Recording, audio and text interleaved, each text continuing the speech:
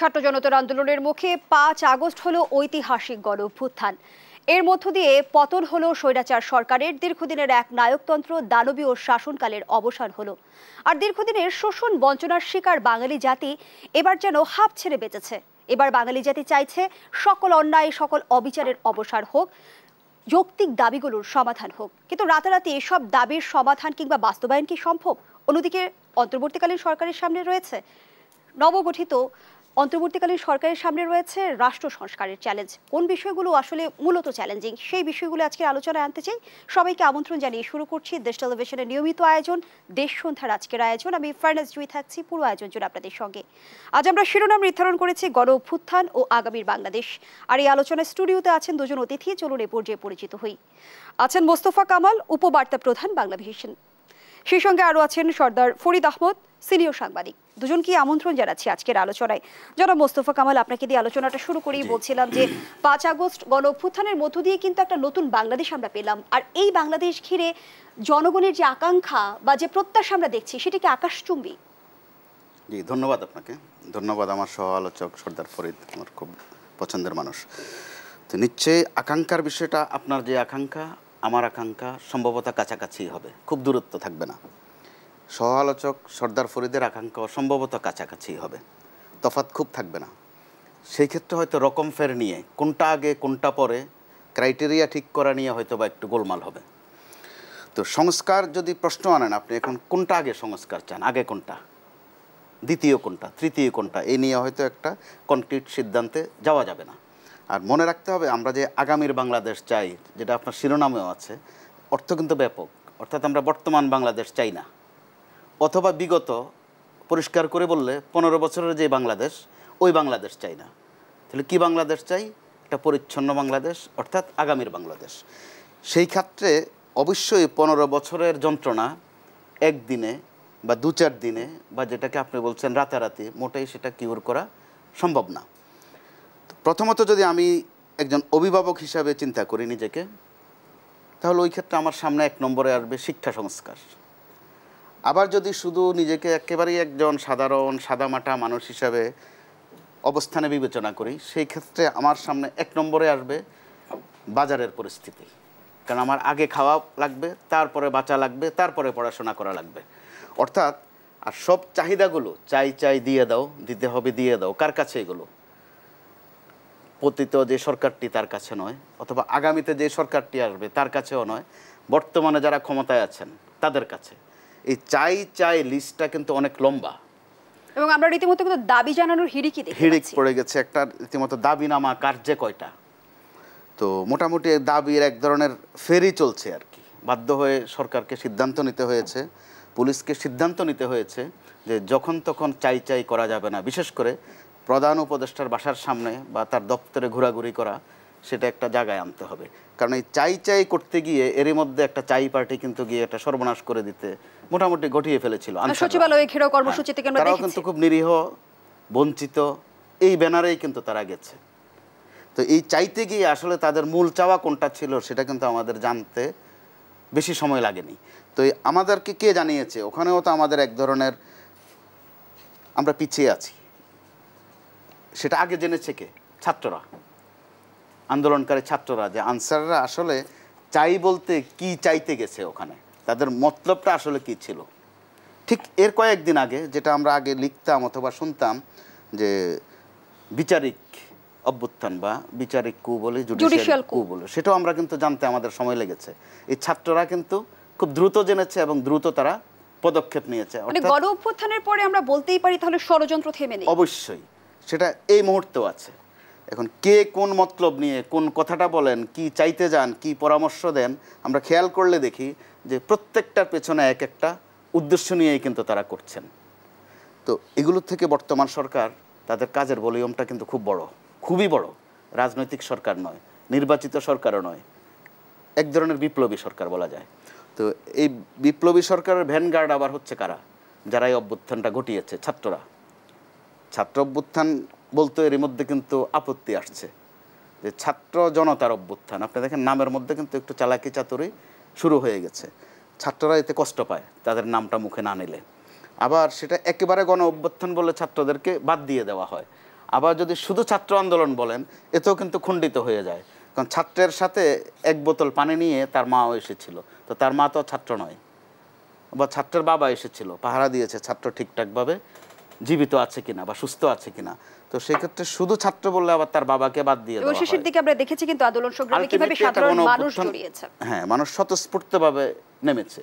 তো যেটাতে আমরা অভ্যস্ত ছিলাম এতগুলো বছর বাংলাদেশের, যে এই ধরনের ডাক দেয় বা আন্দোলনের আহ্বান জানায় বড় সড়ো কোনো দল, পরবর্তীতে দুটা দল এক হয়, তিনটা এক হয়। এবার কিন্তু কারা এক করেছে? সবাই এক হয়নি, এক করেছে তারা সবাইকে অবিশ্বাস্যভাবে। সংশয় ছিল, সন্দেহ ছিল যে এরা কদিন টিকবে, কিন্তু এরা কিন্তু বাংলাদেশকে দেখিয়েছে, যার উপর ভরসা করে আমরা একটা আগামীর বাংলাদেশ আশা করতে পারি। তো সেই আশাটা কার মাধ্যমে? একেবারে সরাসরি ওই দায়বদ্ধতাটা কিন্তু এখন ডক্টর ইউনূস সরকারের। প্রচুর দফা ওনার সামনে, কাজের ভলিউমটা খুব মোটা। নির্বাচনের এখন যে আলোচনাটা আসছে, এটা তাদের একটা কাজ মাত্র, নির্বাচনই তাদের কাজ এরকম না। কিন্তু এর মধ্যে আপনি খেয়াল করছেন, কেউ নির্বাচন চাচ্ছে, নির্বাচন আবার কিভাবে চাচ্ছে, সময় দিতেও বলছে, কিন্তু আবার একটু টাইম ফ্রেম চাচ্ছে, একটা ছক চাচ্ছে, রোড ম্যাপের কথা বলা হচ্ছে। রোড ম্যাপের কথা হচ্ছে। তো আগে রোডটা ঠিক হোক, এরপরে আপনি ম্যাপের কাজটা করেন। এখানে রোড ম্যাপ কাজ কিন্তু দুইটা, রোড ঠিক করেন, এরপরে ম্যাপটা ঠিক করেন। তো আবার আজকেও বাংলাদেশের অন্যতম রাজনৈতিক দল জামাতে ইসলামী থেকে তারা আজও বলেছে, তারা নির্বাচনটাকে প্রথম দিকে আনছে না, তারা বলছে সংস্কারের কথা, সময় দেওয়ার কথা। সেটাই আসলে সবচেয়ে বড় প্রশ্ন এখন, আসলে নির্বাচন নাকি রাষ্ট্র সংস্কার, কোনটি বেশি জরুরি বাংলাদেশের প্রেক্ষাপটে? সেই প্রশ্নটি আমি আপনার কাছে রেখে যাচ্ছি, একটু বিস্তারিত শুনতে চাই উত্তরটি। ধন্যবাদ জানাচ্ছি। এ পর্যায়ে জনাব সর্দার ফরিদ আহমদ, একই প্রসঙ্গে আপনার কাছেও জানতে চাই যে দীর্ঘদিনের শোষণ বঞ্চনার শিকার জাতি যখন আসলে নতুন করে বাংলাদেশ পেল, তখন জন আকাঙ্ক্ষাটা কতটা যৌক্তিক যে আসলে রাতারাতি সকল সমস্যার সমাধান হয়ে যাবে? মানুষের আকাঙ্ক্ষার তো শেষ নেই, আকাঙ্ক্ষা থাকতেই পারে। শুরুর দিকে যেরকমভাবে আকাঙ্ক্ষার মাত্রাটা একেবারে উঁচুতে উঠে গিয়েছিল, এখন একটু কমেছে। মানুষ বুঝতে পারছে যে রাতারাতি সব সমস্যার সমাধান হয় না। আরেকটি বিষয়, এত বেশি সমস্যা রাতারাতি সম্ভব নয়। এখন প্রশ্ন হলো যে কি কারণে এই স্বৈরাচার সরকার থাকতে পেরেছে? অনেকগুলি কারণ তো রয়েছে নিশ্চয়ই। সেই কারণগুলি সংস্কারের হাত দেওয়াটাই আসলে রাষ্ট্র সংস্কারের কাজ। যেমন ধরুন, পরপর দুবারের বেশি প্রধানমন্ত্রী হতে পারবে না। যদি এরকম একটা বিধান থাকতো, তাহলে এরকম স্বৈরাচারের জন্ম হওয়াটা কঠিন ছিল। এরকম আমি ছোট্ট একটা উদাহরণ দিলাম মাত্র, এরকম প্রচুর উদাহরণ রয়েছে। নির্বাচনী প্রক্রিয়া, নির্বাচন যারা কমিশনার হন তারা কিভাবে নির্বাচিত হবেন, কমিশনার হবেন, সেই পদ্ধতিতে গলদ রয়েছে। মানে এক ব্যক্তি ইচ্ছা করলে 5 জন কমিশনার বানিয়ে দিতে পারেন, সেখানে একটা গলদ রয়েছে। এরকম অসংখ্য গলদের কথা উদাহরণ দেওয়া যাবে আপনার কাছে। এখন এই সংস্কারগুলো না করে যদি একটা নির্বাচন দিয়ে দেওয়া যায়, আবার একটি দল আসলো, কোনো কিছু সমাধান হলো না। আসলে ব্যাপারটা এমনও কথা উঠছে যে টোটাল সংবিধানটাকে চেঞ্জ করা উচিত। সংবিধানের এক ধারার সাথে আরেক ধারা কোনো মিল নেই, এরকম হতেই পারে না। আপনার জুডিশিয়ারিতে কি হবে, এরা স্বাধীন থাকবে না কিভাবে থাকবে, অনেক বৈপরীত্য জন্ম নিয়েছে। আসলে হয়েছে কি, সংবিধানটা এত বেশি কাঁটা ছেঁড়া করা হয়েছে দীর্ঘদিন ধরে, দেখা গেলো আরেকটার সাথে আরেকটা ক্ল্যাশ করছে, সেটাও মাথায় রাখা হয়নি। মূল উদ্দেশ্য কী ছিল এই কাঁটা ছেঁড়ার?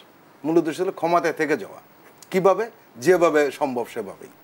এখন আমরা যারা সংস্কারের কথা বলতেছি, বাহ্যিকভাবে কিছু জিনিস আসতেছে, মোস্তফা যেটা বলেছেন যে সাধারণ জনগণের জিনিসপত্রের দাম কমে যাক, এটা কিন্তু সংস্কার নয়, এটার পদক্ষেপ। কিন্তু মানুষের চাওয়াটা রাতারাতি কমে যাক, তাই না? শিক্ষা ব্যবস্থার অনেক সমস্যা রয়েছে, আমাদের শিক্ষা নীতি নিয়ে তো সমস্যা রয়েছে। আপনি নিশ্চয়ই জানেন, আসলে গত 15 বছরের শিক্ষানীতিতে একটি কাজই করা হয়েছে, যে শিক্ষা বলতে যাতে বাংলাদেশে কিছু না থাকে। বারবার কারিকুলাম চেঞ্জ বা বারবার পরীক্ষার ধরন চেঞ্জ, উদ্দেশ্য ছিল একটাই, সেটা হলো শিক্ষা ব্যবস্থা থাকবে না। গণঅভ্যুত্থানের পরপরই দেখলাম যে শিক্ষা প্রতিষ্ঠান থেকে শুরু করে গুরুত্বপূর্ণ প্রতিষ্ঠানে আসলে পদত্যাগের হিড়িক লেগেছে, সবই দলীয় নিয়োগ ছিল, সেটাই কি প্রমাণিত হয়? মজার ব্যাপার হলো, একজন খুব কৌতুক করে বলেছিলেন যে বাংলাদেশের মানুষ বা শীর্ষস্থানীয় অনেক ব্যক্তি নির্লোভ হয়ে গেছে, কোনো লোভ নেই পদের প্রতি, মানে হিড়িক পড়েছে পদত্যাগের। এর মানেটা হলো কি, তারা নিজেরাও জানে সে ওই জায়গায় বসেছে তার যোগ্যতার মাধ্যমে না, কিংবা তার নিয়ম নীতির মাধ্যমে সে বসেনি, সে অনিয়ম এবং অযোগ্যভাবে বসেছে দলীয় পরিচয়ের মাধ্যমে। এই দলীয় পরিচয়ের মাধ্যমে যদি সব জায়গায় লোক বসিয়ে দেন, তাহলে কি হবে? একই অবস্থা হবে।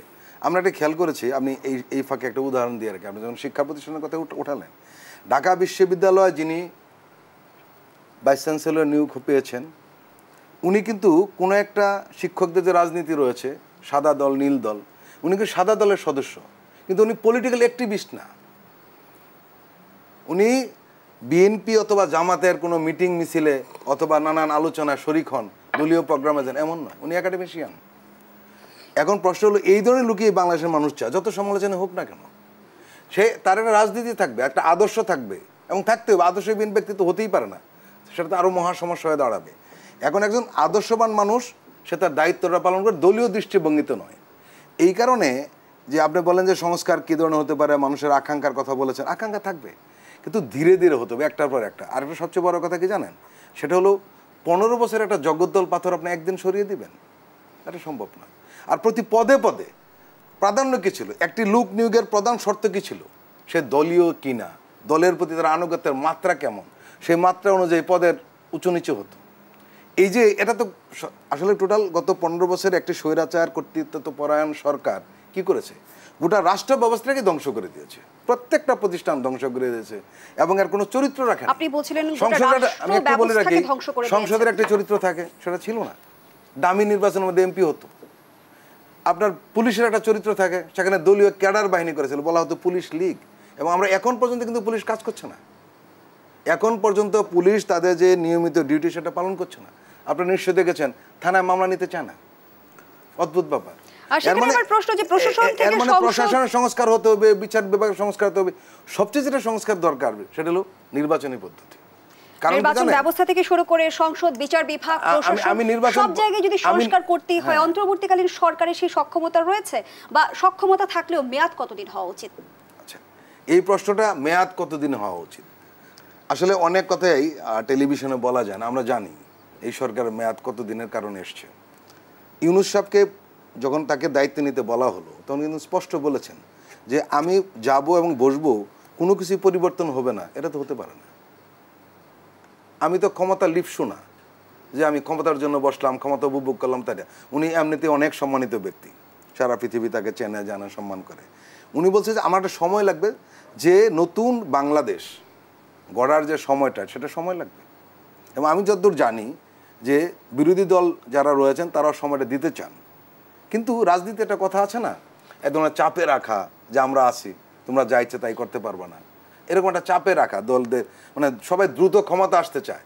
আমি আমার বক্তব্যটা এখানে এইভাবে শেষ করতে চাই যে নির্বাচনী ব্যবস্থা যদি সংস্কার করা না হয়, তাহলে বাকি সংস্কারের কোনো ভ্যালু থাকবে না।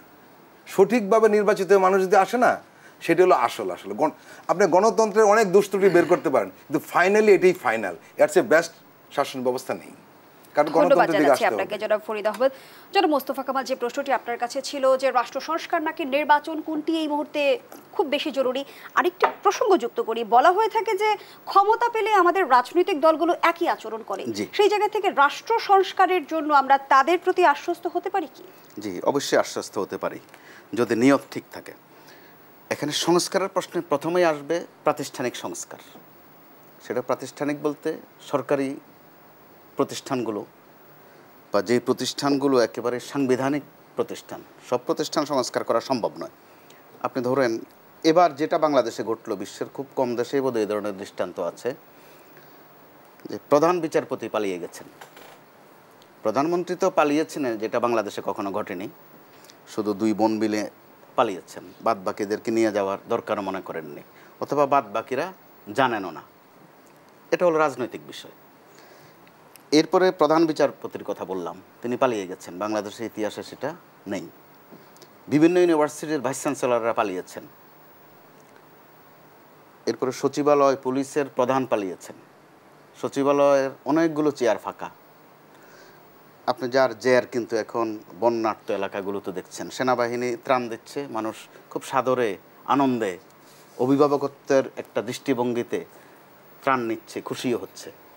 পুলিশ কোথাও ত্রাণ দিচ্ছে এরকম ফুটেজ কিন্তু খুব কম, কারণ পুলিশকে মানুষ এখনও ওইভাবে গ্রহণ করতে পারেনি। পুলিশের বারবার বলতে হচ্ছে যে আমরা আর ওই সব করবো না।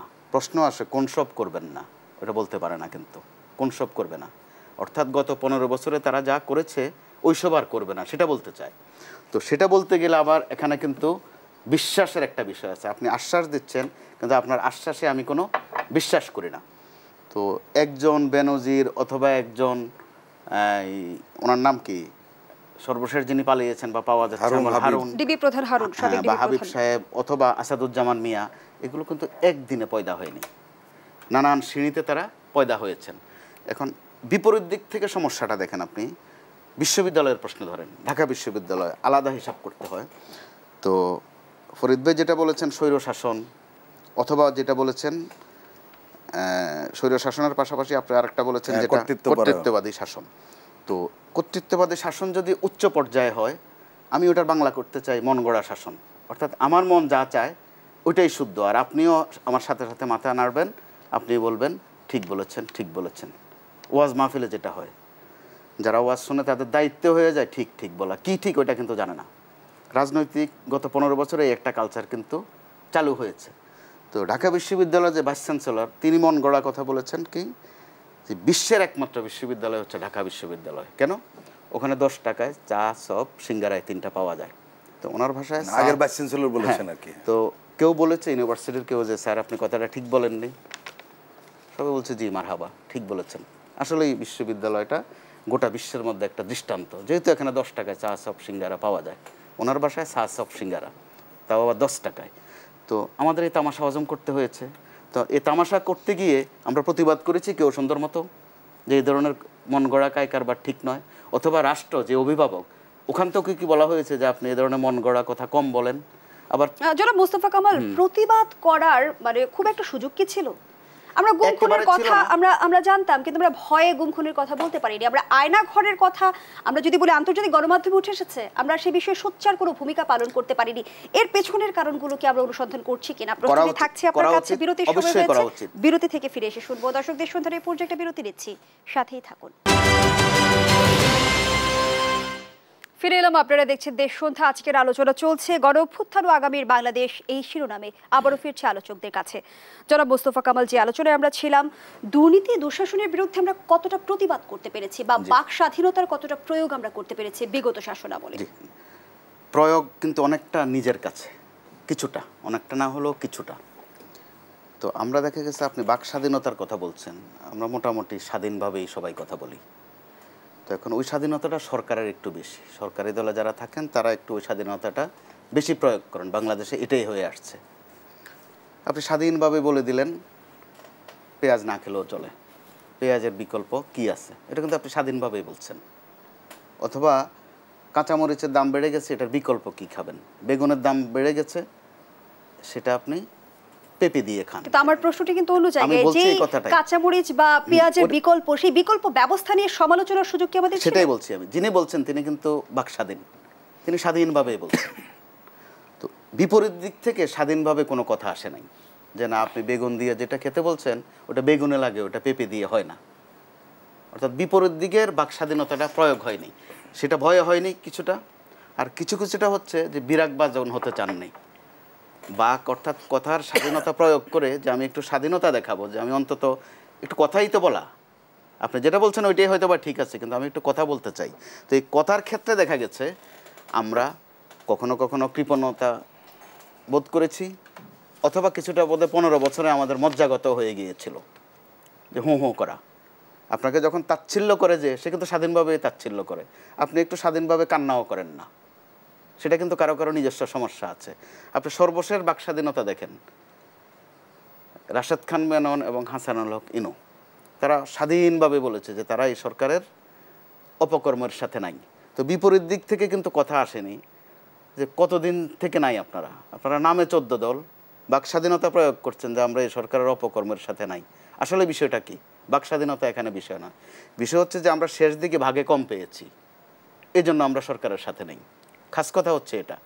অর্থাৎ বাক স্বাধীনতার নামেও আমরা, কথার নামেও আমরা কথা বলি, কুকথা বলি, কিন্তু দাবি করি যে আমারটা কথা। আসলে কথা না এটা, আমরা আসল কথায় যাই না, ঘুরিয়ে পিছিয়ে এদিক সেদিক যাই। আপনি যেটা বলেছিলেন যে এখন কি অন্তত সংস্কারের আওতায় এই জিনিসগুলো আনা যায় না? কথারও সংস্কার আছে, স্বাধীনতার সংস্কার আছে, যেটা সবচেয়ে আগে করেছে বাংলাদেশ সেনাবাহিনী। আপনি চিন্তা করেন যে ওখানে একটা আয়নাঘর আছে, প্রাতিষ্ঠানিকভাবে তো তারা সেটা স্বীকার না করলেও পারতেন, কিন্তু করে দিয়েছে, স্বীকার করে দিয়েছে। তাদের কাছে কতজন আশ্রয় নিয়েছে সেটা জানিয়ে দিয়েছে, একদম প্রেস বিজ্ঞপ্তি দিয়ে। অর্থাৎ ভিতর থেকে তাদের মধ্যে সংস্কার হওয়া, সংশোধন হওয়ার একটা প্রবণতা একদম স্পষ্টভাবে আমরা খেয়াল করেছি। কিন্তু পুলিশের মধ্যে আপনি দেখেন এখন পর্যন্ত সম্ভবত 11 দফা পুলিশের অধস্তন যারা দাবিগুলো দিয়েছে, 11টার মধ্যে সম্ভবত আমি 2 অথবা 3 নম্বরে পেয়েছি যে আমরা আর রাজনৈতিক কাজে অপব্যবহার হতে চাই না। যখন সেনাবাহিনী তাদের সংস্কারের বিষয়, তথ্যের বিষয় স্পষ্ট করে দিয়েছে, জনগণের কাছাকাছি চলে গেছে, মানুষ সেনাবাহিনীকে নিয়ে উল্লাস করে, পুলিশ তখন আছে মাত্র দাবি নামায়, আবার রাস্তায় বের হয় না। তো যেটা আবার বাস্তবে কী ঘটেছে, যখন তারা আশ্রয়ের জন্য রাজারবাগ পুলিশ লাইনে ঢুকেছে, ওখানে দেখা গেছে তাদের সহকর্মীরা তাদেরকে গালিগালাজ করতেছেন। সেটাও কিন্তু নৈতিকতার গালিগালাজ না, সেটাও ভাগের, যে কে বেশি পেয়েছে কে কম পেয়েছে। বাক স্বাধীনতা প্রয়োগের ক্ষেত্রে সদিচ্ছা থাকাটাও আসলে ভীষণভাবে সেটাই বলতে চাচ্ছি। ধন্যবাদ জানাচ্ছি আপনাকে জনাব ফরিদ আহমদ। গত 14 বছর আইন শৃঙ্খলা বাহিনীর হাতে গুমের শিকার ব্যক্তিদের সন্ধানে অন্তর্বর্তী সরকার 5 সদস্যের তদন্ত কমিটি গঠন করেছে। স্বাধীনতার পর এই প্রথম গুমের ঘটনা তদন্তে কমিশন গঠন হলো। এই বিষয়টা নিয়ে আপনার এটা চমৎকার সিদ্ধান্ত। আসলে এটা একেবারেই জনগণের দাবি এবং সরকার একটা দ্রুত সিদ্ধান্ত নিয়েছে।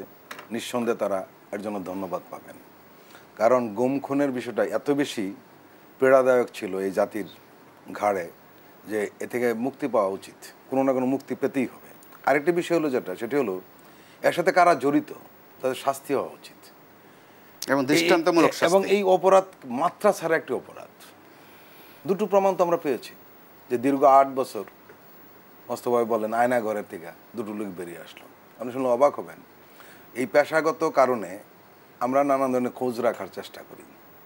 এই দুটো লোকের ব্যাপারে আমার একটা সোর্স ছিল যে আমি খবর পেতাম, কিন্তু লাস্ট 3 ইয়ার্স মানে 5 ইয়ার্স পর্যন্ত আমি খবরটা পেয়েছি যে তারা অ্যালাইভ, জীবিত আছেন, কিন্তু লাস্ট 3 ইয়ার্স কিন্তু আমরা জানি না। আমি এদের খোঁজটা পাওয়ার কারণে এদের কেউ কেউ ঘনিষ্ঠজনেরা আমাকে জিজ্ঞেস করতেন যে আপনি এখনো খোঁজ জানেন কিনা। আমি কিন্তু বলতে বাধ্য হয়েছি যে এখন আমি খোঁজটা জানি না। এর মানে এরা অনেকে আশাহত হয়ে গেছিল। আপনি বলছিলেন যে আয়না ঘরের যে দুজন লোক সম্প্রতি বেরিয়ে এলো তাদের সম্পর্কে আপনি 5 বছর খোঁজ পেয়েছেন, কিন্তু আপনি কি সেভাবে প্রতিবাদ জানাতে পেরেছেন বা আয়না ঘর নিয়ে খুব বেশি সোচ্চার হতে পেরেছেন? এখন যেটা হলো, আপনি যেটা বলতে চাচ্ছেন, আপনি শুরুতে এই প্রশ্নটা করেছিলেন যে কেন প্রতিবাদ জানানোর পরিবেশ ছিল কিনা। আমি একটা মিডিয়া হাউস চালাতাম, বলা হতো যে এই নিউজটা আপনাকে ফেলে দিতে হবে, এলাকাটা ফেলে দিতে হবে, না ফেলে দিলে কি হবে, জাস্ট ধরে নিয়ে যাবে। এবং আমাদের অনেক সাংবাদিককে ধরে নিয়ে গিয়েছে, এবং আপনি চেনেন আপনার ঘনিষ্ঠ জন এমন লোকও কিন্তু ধরে নিয়ে গিয়েছে। আমি নামটা উল্লেখ করতে চাচ্ছি না। কাজেই আমাদের তো একটা ভীতি কাজ করেছে। এটা হলো ভীতি, ভয় দেখানোর একটা কাজ, আর হলো নীতিগত একটা অবস্থান। দুটো কিন্তু দুই বিষয়। ভয় পেলে আপনি চুপ থাকতে পারেন, কিন্তু নীতিগত অবস্থা থেকে তার পক্ষে যাওয়াটা ভয়ানক অপরাধ। ভয়ানক অপরাধ। আপনি আয়নাগরের বিরুদ্ধে বলতে পারতেছেন না, কিন্তু এর পক্ষে বলেন কেন? কিন্তু পক্ষে বলার লোক দাঁড়িয়ে গিয়েছিল, মিডিয়ার অনেক লোক দাঁড়িয়ে গিয়েছিল। ইতিমধ্যে আমরা টের পাচ্ছি যে কারা দাঁড়িয়েছিল। এবং এই আয়নাগরের প্রকাশ যখন একটি বিদেশি মিডিয়া ব্যাপকভাবে প্রচার করলো, এবং সেটার ব্যাপারে বিভিন্ন টেলিভিশন টক শো হয়েছে যেটা সঠিক নয়, তখন আসলে আমাদের দেশীয় গণমাধ্যমের ভূমিকাকে আপনি কিভাবে বিশ্লেষণ করবেন? আসলে দেশীয় কোনো গণমাধ্যম ছিল না, আপনি বলতে পারেন দলীয় মাধ্যম ছিল। আসলে দলীয় মাধ্যম ছিল, গণমাধ্যম ছিল না। দর্শক দেশ সুন্দর এই পর্যায়ে আবারও বিরতি নিচ্ছি, সাথেই থাকুন। ফিরে এলাম, আপনারা দেখছেন দেশ টেলিভিশনের নিয়মিত আয়োজন দেশ সন্ধ্যা। আমরা আবারও ফিরছি আলোচনায়।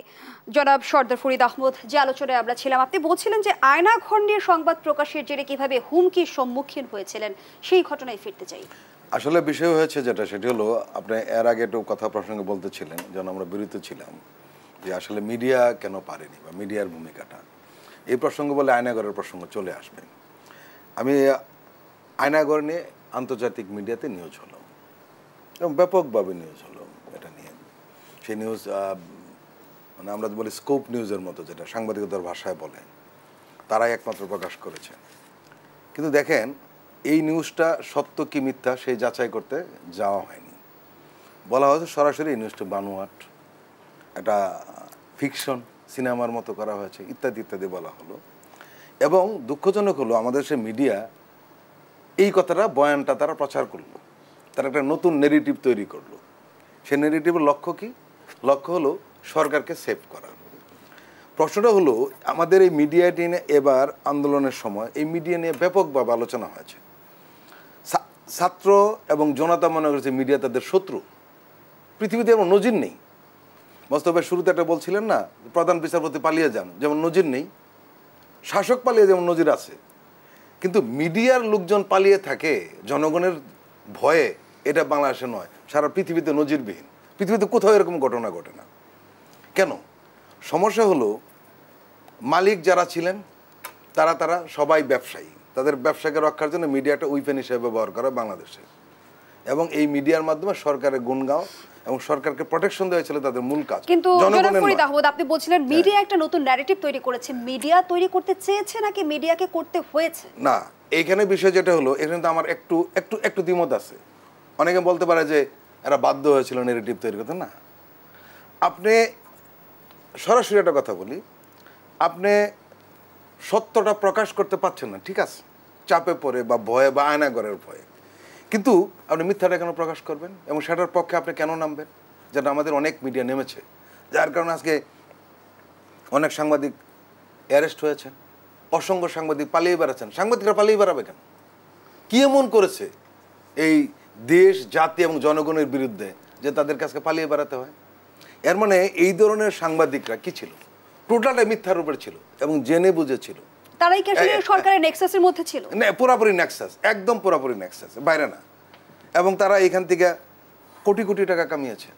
এবং এই ধরনের সাংবাদিকরা জীবনযাপন দেখেন, বাইরেদের বাড়ি আছে, গাড়ি আছে, গাড়ি তো কোনো প্রশ্নই না। যে সাংবাদিকদের কথা আপনি বলছিলেন, তাদের দায় কি আসলে প্রতিষ্ঠানের উপর কোনোভাবে বর্তায়? অবশ্যই অবশ্যই বদলায়, বদলায়। কারণ হলো, আপনাকে বলি, আমি মিথ্যাটা প্রকাশ করবো না, এই কথাটা তো বলতে পারি মালিকদের, যে মিথ্যাটা প্রকাশ করতে পারবো না। সত্য প্রকাশ করতে যেরকম পারবো না, মিথ্যা আমি বলতে পারবো না। কিন্তু কি হয়েছে? তারাই মিথ্যার ধারক বাহক সেজেছেন। কিন্তু আপনি তো বলছিলেন যে তারা সুবিধাভোগী। সুবিধাভোগী, আপনি একটা শব্দ বলেছেন, তারা নেক্সাসের অংশ। এরাও কিন্তু অলিগরি। কোনো বিজনেসের ব্যাপার বলা হয় না যে এরা যেরকম সুযোগ সন্ধানী বা সুযোগ প্রাপ্ত, এরাও একই রকম সুযোগ প্রাপ্ত। তাদের জীবনযাপন, তাদের বিলাসবহুল জীবনযাপন, এটা সাংবাদিকের পক্ষে সম্ভব না আমাদের দেশে। এবং আপনাকে একটা কথা বলে রাখি, আমাদের দেশে এই গত 15 বছরে কিছু সংখ্যক সাংবাদিক যে ধরনের বিলাসবহুল জীবনযাপন করেছেন, পৃথিবীর কোথাও কোনো সাংবাদিক এর ধারের কাছে নেই। ধন্যবাদ জানাচ্ছি আপনাকে মোস্তফা কামাল। একটি সংবাদপত্রের আজকে প্রতিবেদন দেখছিলাম যে হারুনের দালানের খনি শিরোনামে তারা একটা প্রতিবেদন প্রকাশ করেছে। সেখানে বলা হচ্ছে সম্পদের দিক থেকে সাবেক আইজিপি বেনজিরকে ছাড়িয়ে গেছে সাবেক এডিবি প্রধান। বারবার আমরা বিগত সরকারের অলিগার শ্রেণীর কথা বলি, এগুলি কি আসলে সেই নমুনা? কিছুটা নমুনা। তো সাংবাদিকদের হয়তোবা তারা নির্মোহ না, নির্দোষ না, তারা এই বাংলাদেশেরই, তারা চাঁদের দেশ থেকেও আসেনি অথবা বাংলাদেশের বাইরের কোনো দেশ থেকেও আসেনি। তো এখানে 15 বছর যে চর্চাটা চলেছে, সাংবাদিকরা কিন্তু ওইটার আওতার মধ্যেই। কিন্তু আপনি যদি আবার সংখ্যা গোনেন, ওই সম্প্রদায়ের সংখ্যা হয়তো 8-10-এর বেশি হবে না, আঙ্গুলে গুনলেও এর বেশি যাবে না আঙ্গুলটা। সে কারণে কি তুমি প্রশ্ন রেখেছিলাম যে আসলে ব্যক্তির দায় কি প্রতিষ্ঠানের উপর বর্তায় কিনা? অলরেডি বর্তায়, অলরেডি ভুগছে কিছু কিছু প্রতিষ্ঠান জনা কয়েক সাংবাদিকের জন্য। তার চেয়ে বড় কথা, আমরা যারা ঘাটে মাঠে কাজ করে খাই একদম পেশাদারিত্বের সাথে, তারাও কিন্তু এ দায় নিতে হচ্ছে, কারণ আমরাও তাদের সম্প্রদায়েরই একজন। তো দুঃখজনক বিষয় হচ্ছে, বলা হয় কাক কাকের মাংস খায় না, কিন্তু পরিস্থিতির এমন অনিবার্যতা যে আমরা এখন কাক কাকের মাংস খাওয়া লাগে। অর্থাৎ সাংবাদিকদের প্রশ্নে এই কথাটা খুব মানানসই। এটা আমার বলতে আমার কষ্টও লাগছে যে তারা তো আমাদের চেনা জানা, অত্যন্ত পরিচিত, সহকর্মীও ছিলেন কেউ কেউ। কিন্তু যেটা ফরিদ ভাই বললেন, তারা আসলে সাংবাদিক পরিচয়ে আমাদের সাথে ছিলেন, তারা মোটেই সাংবাদিক না। বা সাংবাদিকতার যে ব্যাকরণ বলেন আপনি, যে কাজের পরিধি বলেন, যে বৈশিষ্ট্য বলেন, তারা ওইটা না, তারা একদম দলীয় লোক ছিলেন। কিন্তু তারা সাংবাদিক হিসাবে দলীয়পনা করেছেন, সেটা হচ্ছে আমাদের জন্য দুর্ভাগ্য। তো শুধু যদি আপনি সাংবাদিক বলে ফেলেন, আমরা আক্রান্ত হয়ে যাই কোনো না কোনোভাবে। যে এরকম বেনজিরের দায় নিতে হচ্ছে, পুলিশের সবাইকে বেনজির বানিয়ে দিয়ে গেছে। একটা শব্দ আপনাকে যোগ করে, আসলে এরা দলবাজ সাংবাদিক নয়, দলদাস সাংবাদিক, একদম কর্মী। একজন সাংবাদিকের ভূমিকা কারো কারো, বা পুলিশের কারো কারো ভূমিকা মহল্লার কমিটির চেয়েও বাজে অবস্থা। তো এই ক্ষেত্রে বেনজির সাহেব যে বাণী দিয়ে গেছিলেন, যে ওনাকে প্রশ্ন করা হয়েছিল আপনি যখন অবসরে যাবেন এরপরে কীরকম পুলিশ আশা করেন, সে বলছিল যে আমি আশা করি সব পুলিশ সদস্য আমার মতো সৎ হবে। তো এখন বাদ বাকি যারা আছেন ওনারা যে কোন মাত্রায় সৎ, ওনার দোয়া অনুযায়ী যদি সৎ হয়ে থাকেন আমাদের জন্য এখনও বিপদ আছে। আচ্ছা, এবার আপনি বললেন হাবিবের কথা, তার অসংখ্য বিল্ডিং, তার ভবন, সাবেক ডিবি প্রধান হারুন। তো এর আগে হারুন সাহেবের টাক বললেন, বেনজির সাহেবের বিশাল অট্টালিকা, রাজমহল, রংমহল, অনেক কিছু। তো এগুলো কি রাতের আধারে হয়েছে বা গোপনে হয়েছে? এগুলোর যে সাজাতে গেলে যে গাছগাছালি লাগানো লাগে, মাটি কাটা লাগে, বিল্ডিং তৈরি করা লাগে, ইট লাগে, রড লাগে, সিমেন্ট লাগে, এগুলো তো প্রকাশ্যে হয়েছে। কিন্তু তারা তার উপর, যেটা বাংলায় বলা হয়, আমাদের কুমিল্লা অঞ্চলে বলা হয় চোরে চুরি, তার উপর সিনাজুরি। একদিকে চুরি করছে, আবার হেদায়েত করছে যে ক্ষমা করা হবে না কেউ চুরি করলে, যদি চুরির অভিযোগ পাওয়া যায় দৃষ্টান্তমূলক ব্যবস্থা নেওয়া হবে। কথাগুলো বড় সুন্দর।